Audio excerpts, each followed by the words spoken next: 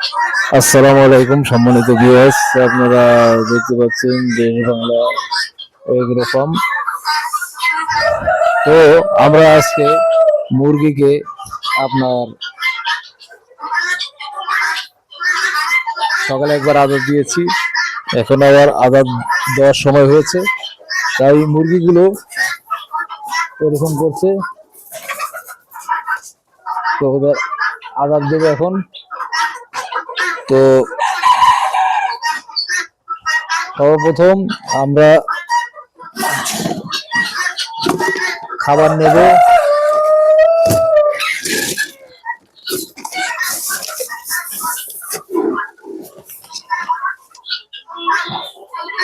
তো এটা হলো লেয়ার 1 ফিট মুরগিকে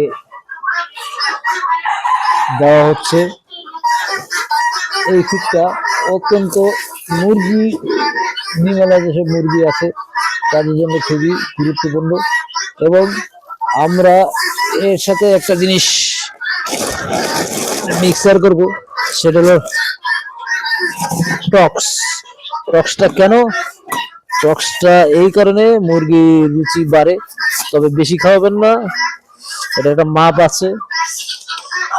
যারা ওষুধ বিক্রেতা তারা সবসময় বলে যে খাওয়ানো ভালো, কিন্তু তারপরেও এটার মাপটা হলো আপনি সপ্তাহে 3 দিন খাওয়ান একটা ডোজ হিসেবে, এরপরে আবার গ্যাপ দেন 2 দিন গ্যাপ দিয়ে আবার খাওয়াতে পারেন। তো এটা পরিমাণটা বুঝবেন কিভাবে? আমি এখানে যা লয়েছি, এখানে আপনার 5 মিলি আছে, এখানে আমার 5 কেজির মতো আদার আছে, দিয়ে দিলাম। দিয়ে ভালো করে নেড়ে চেড়ে মিক্সচার করে এভাবে এখন আমরা মুরগিকে দেব। এটা যে মুরগির সবচেয়ে রুচি কম সেই মুরগিও এই আদারটা খাবে।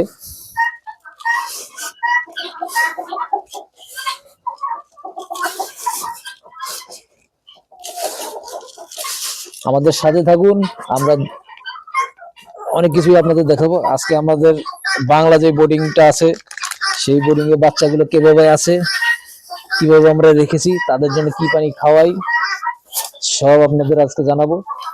তো আমাদের এখানে আবহাওয়া ঠান্ডা হওয়ার কারণে কিছুটা সমস্যা হয়। তো যাই হোক, আমি খামারে ঢোকার আগে আমার ব্যক্তিগত যে জুতা ছিল এটা আমি ধুয়ে এনেছি, তারপরও আমি এই জুতা চেঞ্জ করে খামারে যে পঞ্চ আছে সেই পঞ্চ পা দিয়ে মুরগির শেডে প্রবেশ করব।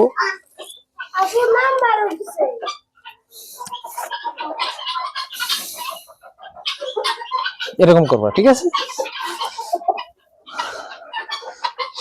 শেডে প্রবেশ করব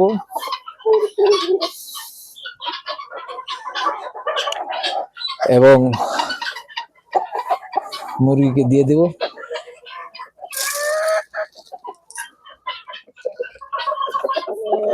মোটামুটি ওদের এখানে আদার আছে।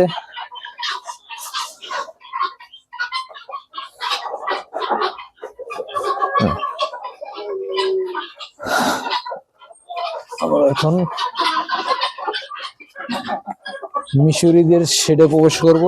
তার আগে আমাদের এখানে কিছু অসুস্থ মুরগি আছে, তাদেরকে একটু হালকা পাতলা আদার দেব, ওরা যাতে খেতে পারে।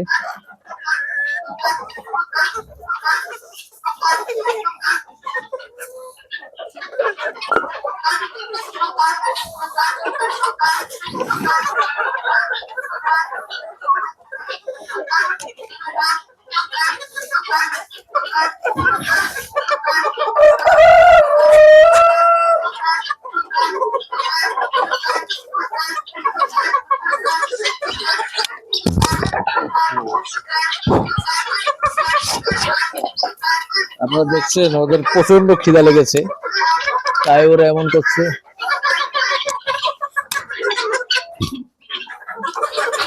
খিদার কারণে ওরা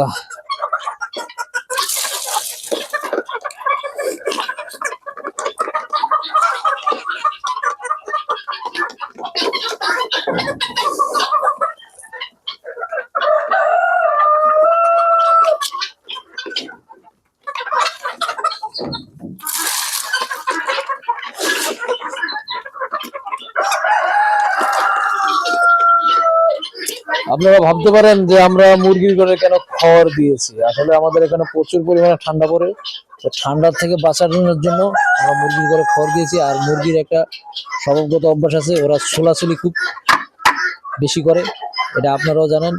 তো ছোলাছুলি করে অনেক সময় খাবারের পাত্রে ওরা নিচের যেই কাঠের ভুসি আছে সেগুলো উঠিয়ে ফেলে, তো সেগুলো আমরা ফেলে দেই যাতে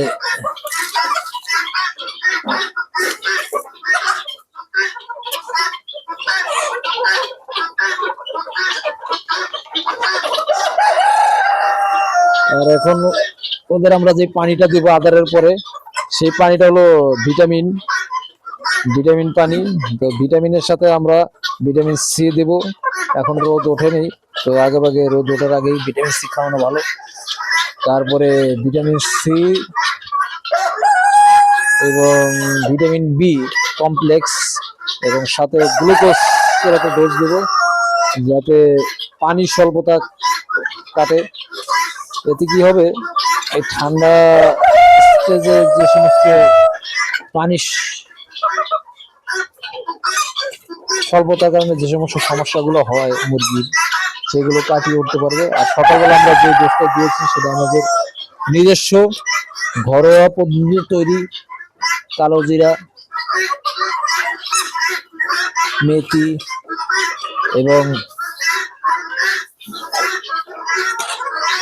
মেথি টেথি দিয়ে, যাতে মুরগির ঠান্ডাটা কাটে। কারণ প্রচুর ঠান্ডা হওয়ার কারণে মুরগির হাঁচি কাশি এই যে থেকে ক্যাচ ক্যাচ করছে, তো এটা ঠান্ডার কারণে হচ্ছে। তো আবহাওয়াই ঠান্ডা, তো এখান থেকে বাঁচার জন্যই সকালবেলা ওই ডোজটা আমরা দেই তৈরি করে।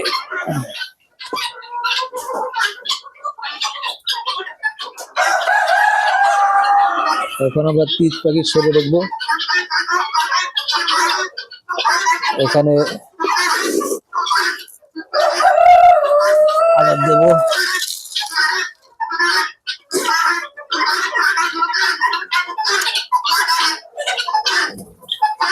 এটা আদার আছে। তারপরে দিয়ে দিলাম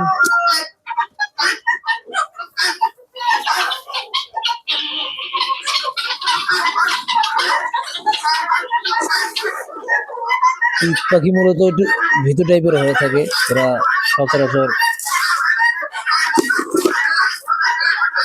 মানুষের কোলাহল থেকে দূরেই থাকতে পছন্দ করে। ওদের আমরা ধান দিয়েছিলাম,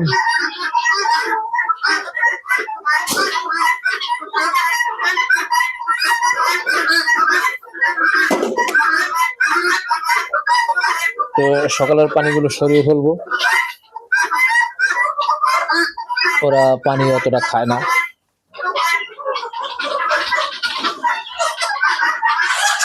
তো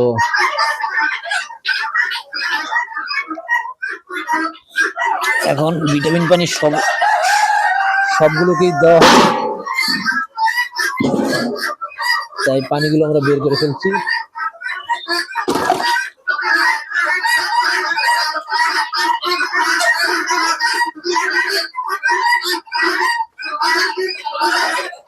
পানিগুলোকে বের করে ফেলছি, আদার দিয়েছি, ওরা আদার খাবে। আদার খেলে পানি পিপাসা লাগলে তখন আমরা যখন ওদের ভিটামিন সি দেব, পানি দেব, ওরা সেটা খাবে। এবং তারপরে আমরা গম দেব ওদের। এখানে আমাদের গম আসছে তিত পাখির জন্য, ওরা গম ধান এই সমস্ত জিনিস খুব ভালো খায়। তো এখন আমাদের আদার দেওয়া শেষ। এখন আমরা মাশাআল্লাহ আলহামদুলিল্লাহ আমাদের একটি মুরগি ডিম পেড়েছে, কলম্বিয়ান লাইট বাহামা।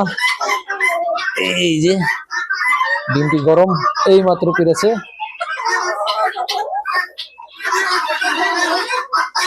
এই যে ডিম, কলম্বিয়ান লাইট বাহামা মুরগির ডিম। তো ডিমটি গরম।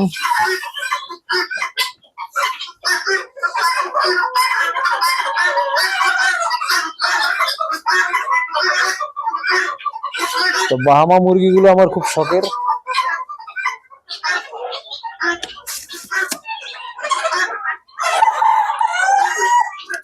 কারণ এই মুরগিগুলোর জন্য আমি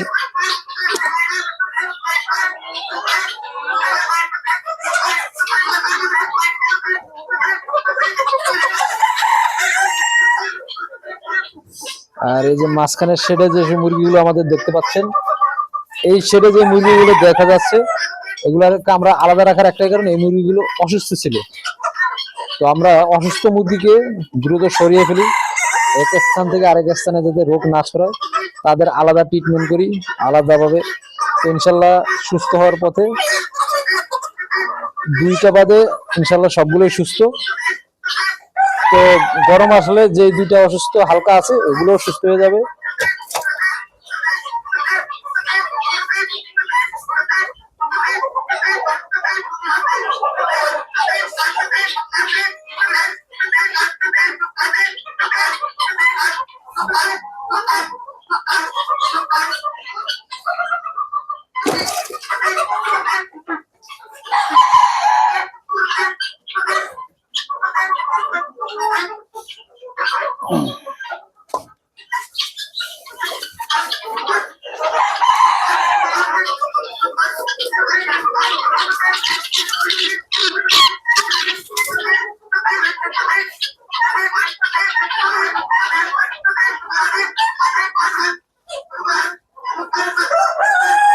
তো ভিডিওটা বড় হয়ে যাচ্ছে,